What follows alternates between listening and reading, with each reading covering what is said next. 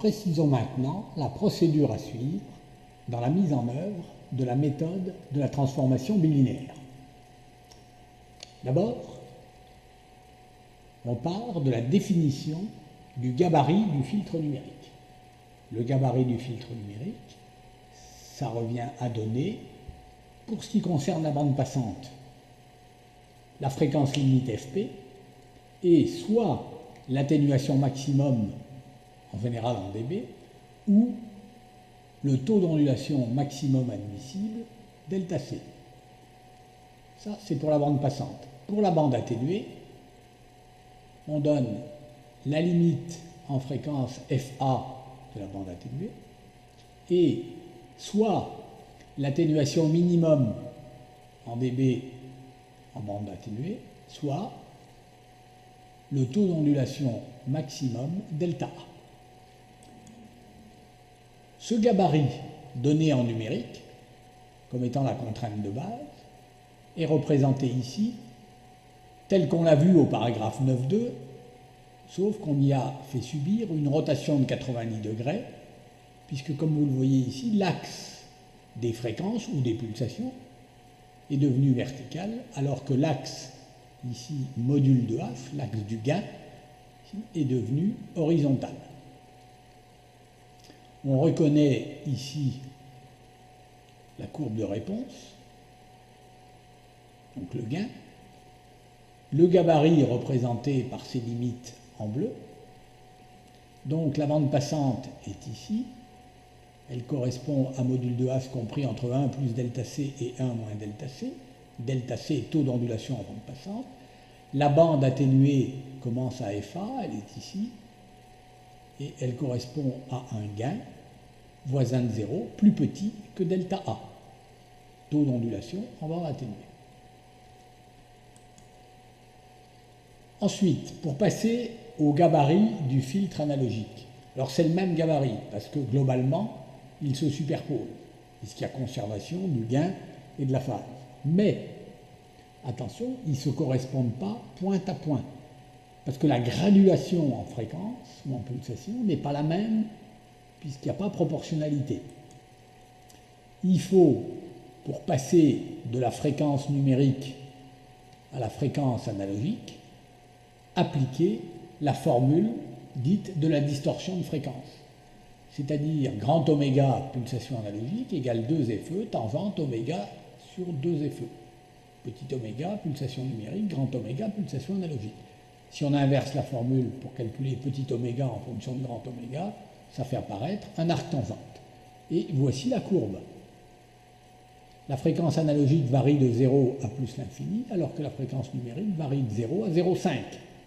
Et lorsque f devient très grand, lorsque la fréquence analogique devient très grande, la fréquence numérique tend vers 1,5.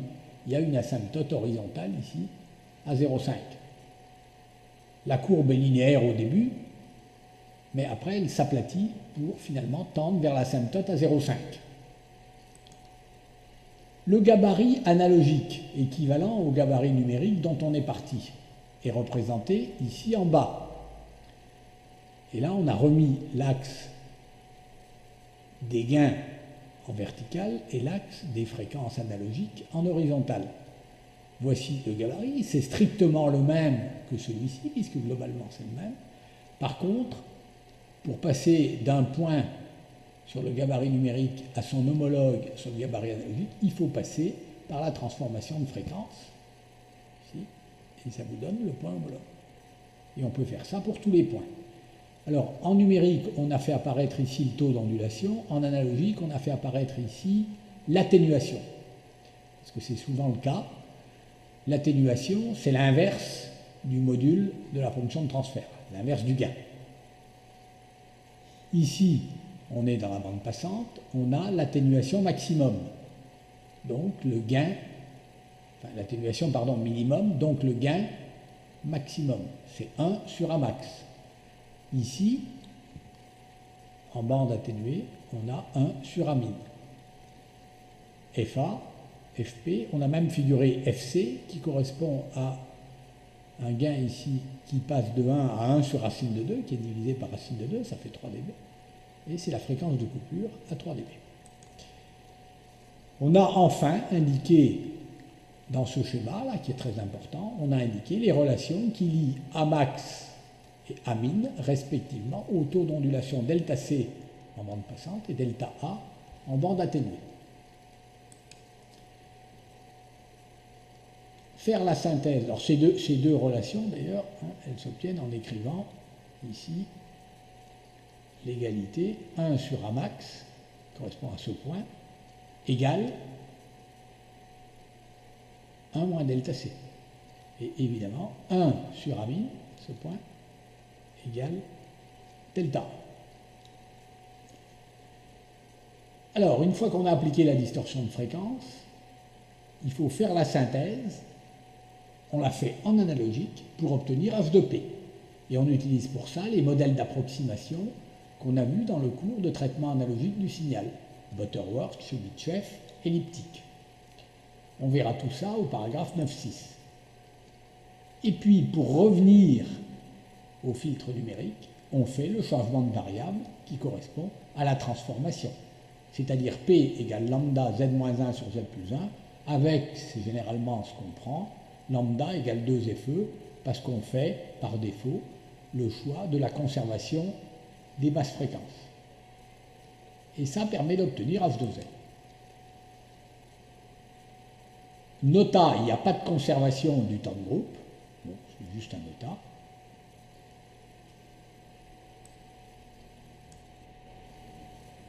Les familles de filtres analogiques, paragraphe 9.6, qu'on utilise couramment comme modèle, eh bien c'est celles auxquelles on a eu recours en analogique. Le Butterworth d'abord. Je rappelle que c'était une bande passante qui était plate au maximum. On appelait ça l'approximation méplat. On rappellera ici, pour éviter que vous ayez à vous reporter dans le cours d'analogie, tous les résultats de base dans un même paragraphe, le paragraphe 9.7, celui qui va suivre. Ensuite, on fera la même chose pour les Chebyshev 1 et 2. Alors Chebyshev, c'est la bande de transition qui est très étroite. Donc c'est des fils qui ont une grande raideur. Et elle est obtenue, cette bande de transition très étroite, en acceptant une ondulation maîtrisée de la réponse en fréquence. C'est pour ça qu'on dit parfois que c'est un filtre d'égale ondulation. Alors cette ondulation maîtrisée, on l'acceptera soit dans la bande passante, c'est les Chebyshev de type 1, soit dans la bande atténuée, c'est les Chebyshev de type 2. On rappellera les résultats de base au paragraphe 9.8. Les filtres de Coher, ou encore appelés filtres elliptiques, c'est la transition la plus raide entre la bande passante et la bande atténuée. Et les ondulations d'amplitude constante, à la fois dans la bande passante et dans la bande atténuée. On rappellera les résultats de base au paragraphe d'après, c'est-à-dire le 9.9.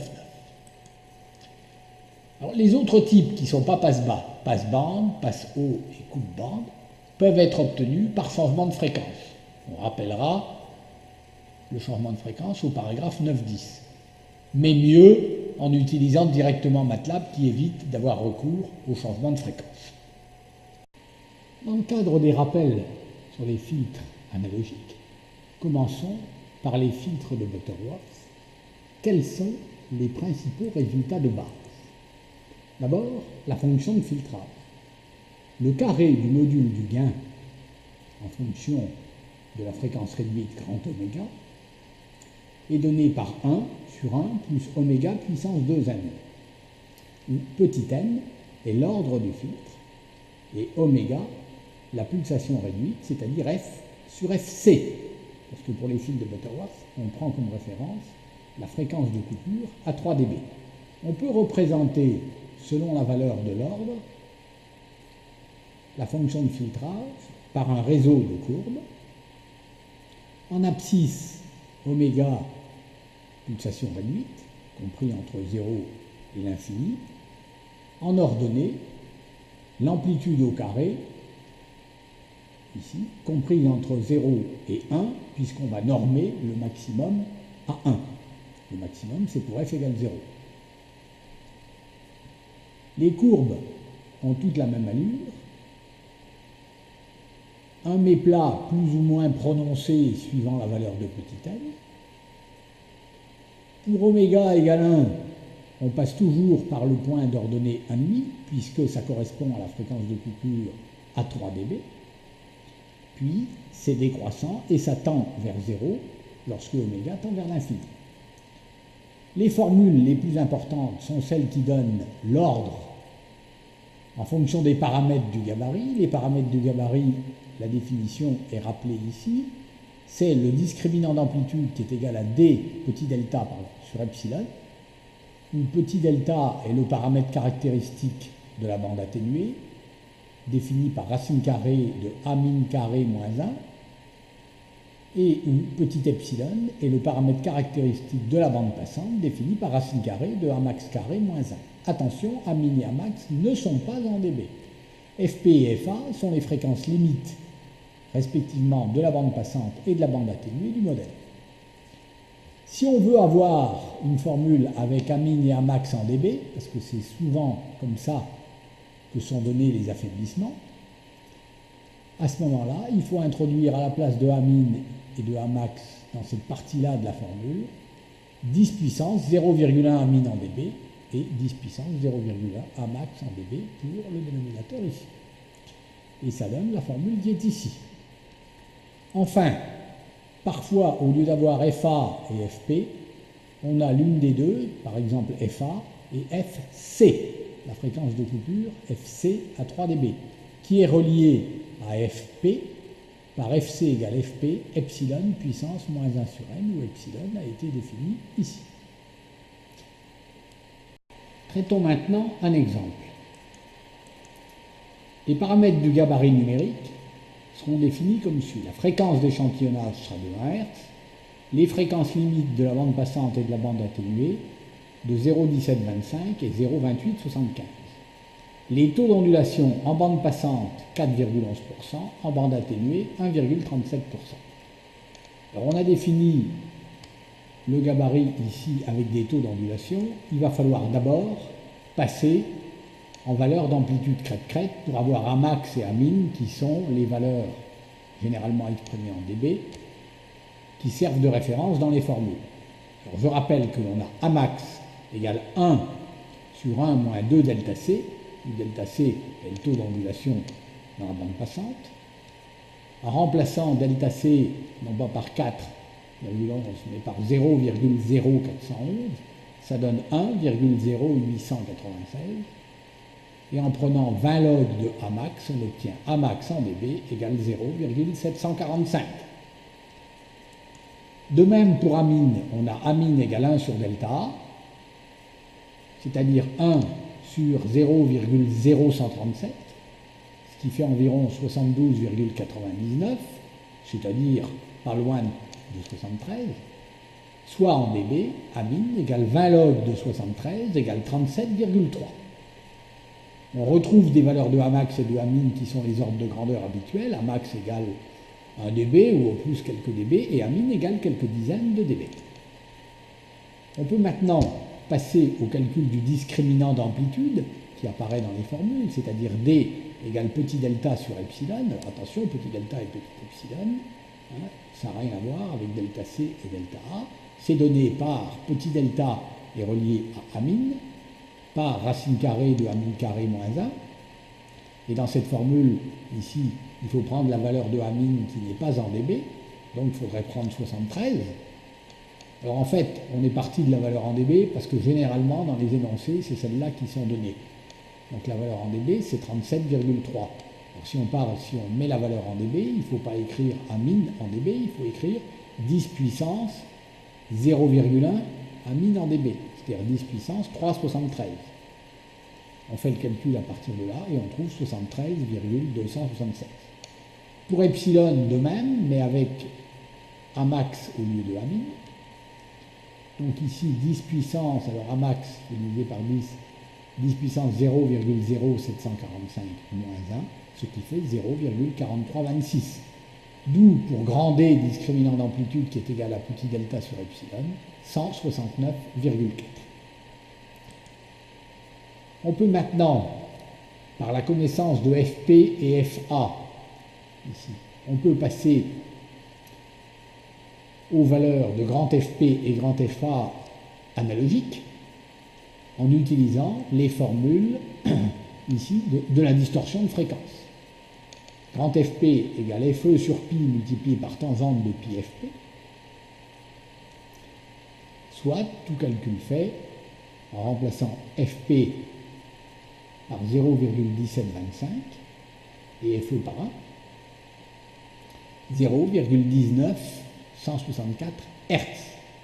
De même, Fa égale 0,40377 Hz à partir de petit fa et Fe. Ce qui donne, alors ce dont on a besoin en général, c'est pas Fp et Fa, mais c'est le rapport Fa sur Fp. Donc Fa sur Fp égale, en gros, 0,19 sur 0,40, ça fait 2,107. On a représenté ici le gain au carré en fonction de F sur Fe. Donc le méplat caractéristique des fils de Butterworth. À partir de Fp, ça décroît assez fortement. Pour une valeur qu'on calculera tout à l'heure, qui est une valeur qu'on appelle Fc, on a 0,5, et puis ça continue à décroître au-delà. Pour une valeur de petit fa, ça arrive pratiquement à 0, et ensuite c'est pratiquement tout le temps 0. Les valeurs de Fp et Fa sont celles qui sont données dans l'énoncé, 0,1725 et 0,2875.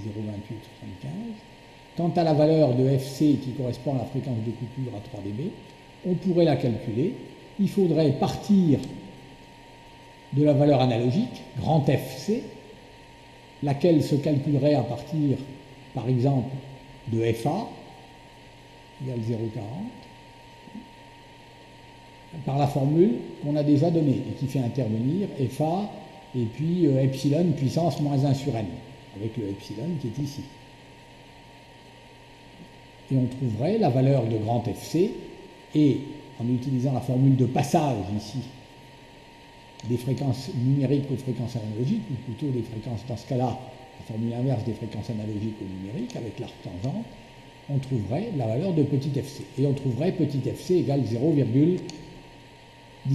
Bon, ce calcul est tout à fait accessoire, c'est pour ça que je ne le détaille pas. Alors ce qui est important par contre, c'est le calcul de l'ordre. L'ordre est exprimé par la formule qu'on a vue tout à l'heure, en fonction de D et de FA FP.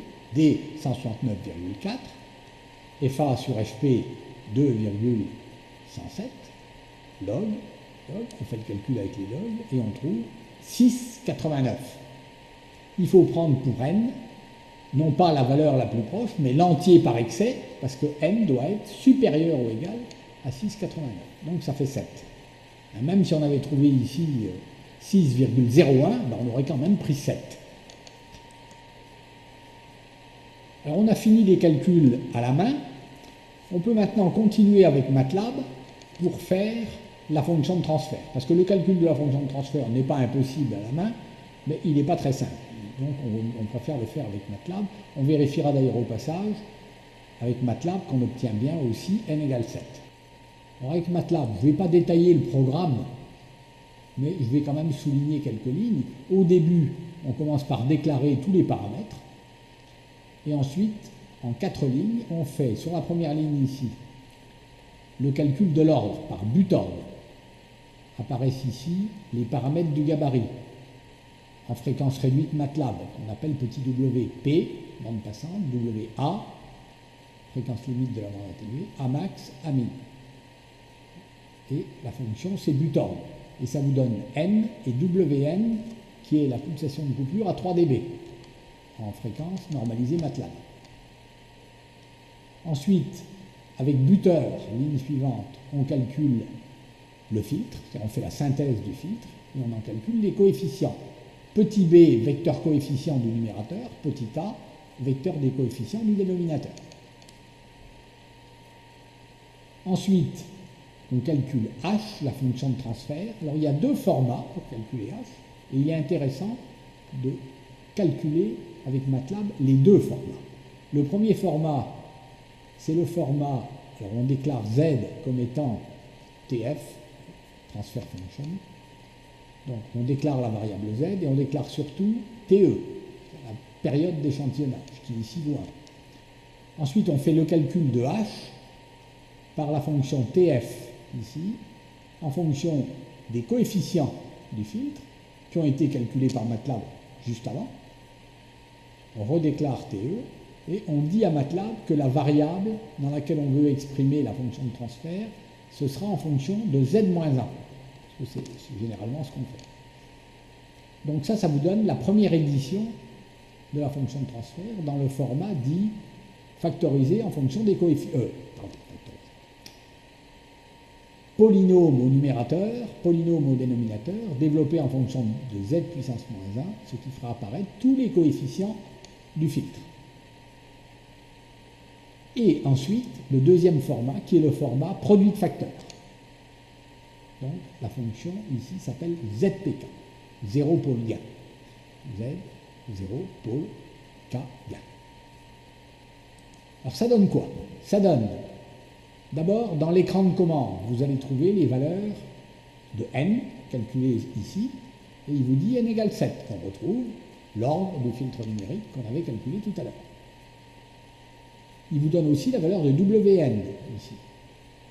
N'oublions pas qu'elle est normalisée MATLAB, c'est la fréquence de coupure à 3 dB, et normalisée MATLAB, elle vaut 0,38 environ. Et c'est FC sur la fréquence de Nyquist. La fréquence de Nyquist, c'est FE sur 2. Donc ça fait 2 FC sur FE. Ça veut dire que FC sur FE vaut la moitié, donc 0,19. C'est bien ce qu'on avait trouvé sur la figure tout à l'heure. Les deux formats d'édition de la fonction de transfert sont, le premier, il s'appelle la transfer function, et c'est le format édité qui fait apparaître les coefficients du filtre. Donc au numérateur, un développement en Z puissance moins 1, comme on lui a demandé, qui va jusqu'à Z puissance moins 7, avec tous les coefs. Et au dénominateur, pareil, un développement en Z puissance moins 1 qui va jusqu'à Z puissance moins 7, nous prouvant que l'ordre vaut bien 7, et qui donne aussi tous les coefficients du dénominateur. Donc ici, c'est tous les coefficients B, et ici, c'est tous les coefficients A. Deuxième format d'édition, le format 0 pôle gain, qui est le format factorisé.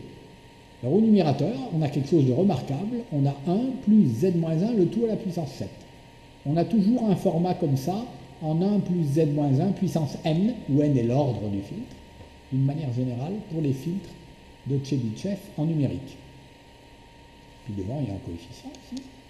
Et au dénominateur, c'est le format factorisé en éléments d'ordre au plus égal à 2. Alors ici, il y en a 3 d'ordre 2. Un ici, un là, et un troisième ici. Ça fait ordre 6. Et comme l'ordre global est 7, il y a en plus un facteur d'ordre 1 devant ici. Dans le cadre des rappels sur les familles de filtres analogiques, voyons maintenant paragraphe 9.8 les filtres de Chebyshev. Et commençons par le type 1. La fonction de filtrage est encore une approximation polynomiale, comme les fils de Butterworth.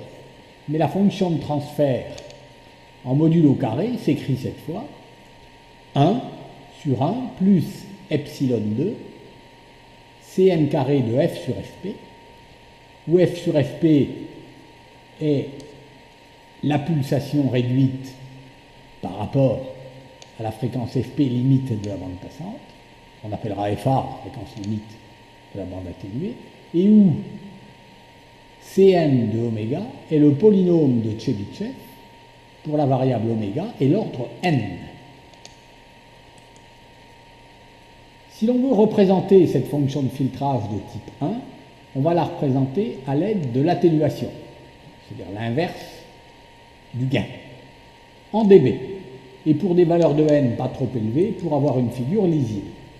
Ça donne la figure suivante, où en abscisse, on a la fréquence réduite par rapport à fp, en ordonnée l'atténuation en dB, rapportée à A max. C'est-à-dire que ici, quand il y a 1, en fait, c'est quand A égale à max. Et pour différentes valeurs de l'ordre. Par exemple, en bleu, ici, où je passe la souris, n égale 5. En rouge, ici, n égale 4. On voit qu'il y a des ondulations. puisque la fonction d'atténuation ici n'est pas monotone. Donc ondulation en bande passante. En bande atténuée, ou plus exactement en bande de transition et bande atténuée, c'est-à-dire pour oméga supérieur à 1, donc pour f supérieur à fp. Voilà les réseaux de courbes qu'on obtient. Elles sont toutes monotones croissantes, donc il n'y a pas d'ondulation dans la bande atténuée. C'est le contraire. Ici, c'est le contraire de ce qu'on aura pour le type 2. Par contre, je rappelle que pour les fils de Butterworth, il n'y en avait ni en bande passante, ni en bande atténuée. L'ordre se calcule par une formule qui, au lieu de faire intervenir des logs, fait intervenir des arguments de cosinus hyperbolique. Sinon, on retrouve les mêmes paramètres, D et oméga A sur oméga P ou FA sur FP. Et D, c'est petit delta sur epsilon. Alors si, ce qui est souvent le cas, vous ne disposez pas sur vos calculettes de la fonction argument cosinus hyperbolique, eh bien, le matheux vient à notre secours et nous rappelle que argument de cosinus hyperbolique x, c'est le logarithme népérien de x plus racine carrée de x2 moins 1. Il suffira d'avoir les logs népériens sur la calculette, et ça, on les a en général.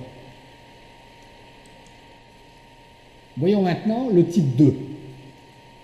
Les Tchebychev de type 2 correspondent à une approximation qui n'est pas polynomiale cette fois, parce qu'il s'est introduit la fonction Cn, mais non plus de oméga, mais Cn de FA sur F, donc quelque chose où la fréquence, là, est en dénominateur.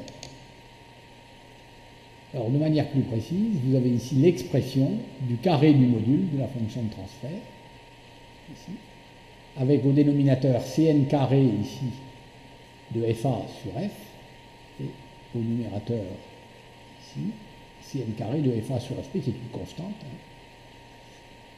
La signification des paramètres est la même que d'habitude, donc on ne l'a pas rappelé. Et on a représenté ici à gauche la fonction de filtrage par l'atténuation, comme précédemment, toujours pour des valeurs de n comprises entre 2 et 5, pour avoir quelque chose de simple. Et ce que l'on voit ici, c'est qu'on a des courbes qui sont croissantes et monotones croissantes.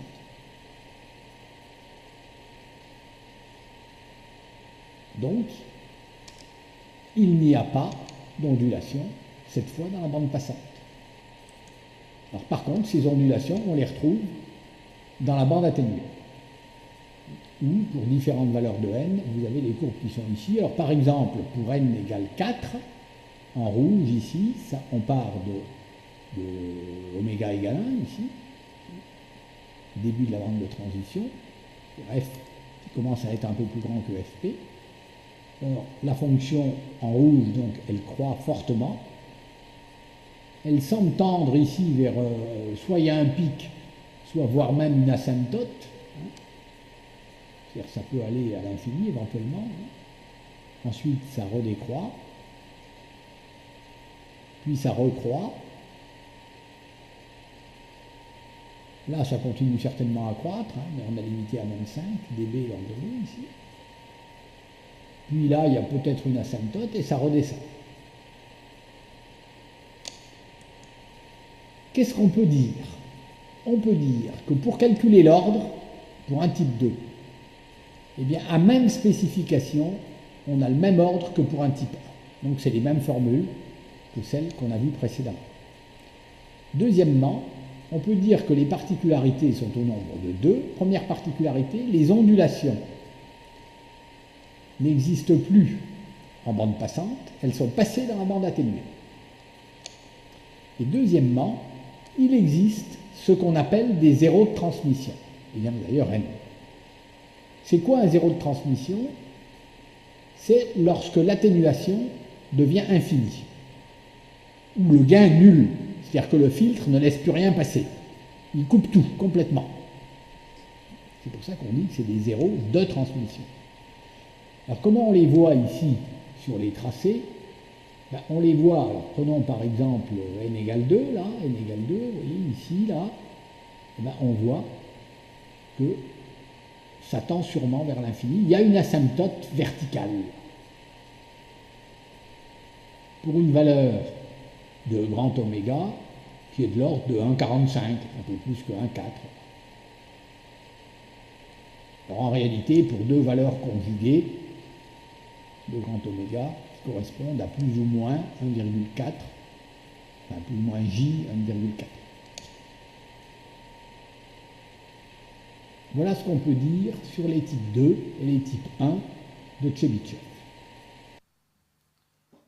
5 à 10 minutes de pause pour les commentaires et les questions, avant d'aborder la dernière section de ce cours numéro 7.